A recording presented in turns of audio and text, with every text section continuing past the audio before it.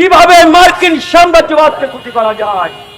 সেই কারণেই ইউনূস সাহেব 9 ফেব্রুয়ারি যে চুক্তি করে গেছেন, সেই চুক্তি বাস্তবায়ন করার জন্য আপনারা পাগল হয়ে গেছেন।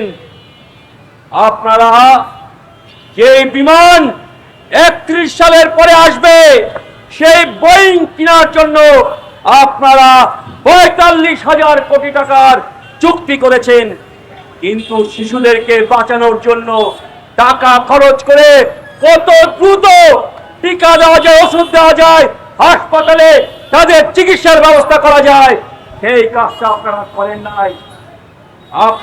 অন্তর্বর্তীকালীন সরকার যেমন দায়ী হত্যার জন্য, আপনাদের উদাসীনতা দায়ী এই শিশু মৃত্যুর জন্য।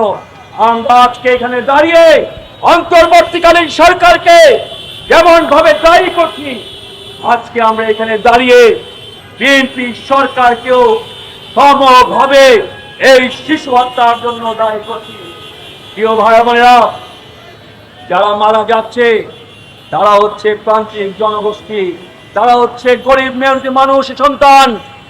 সুতরাং কমিউনিস্ট পার্টিকে তাদের পাশে দাঁড়াতে হবে।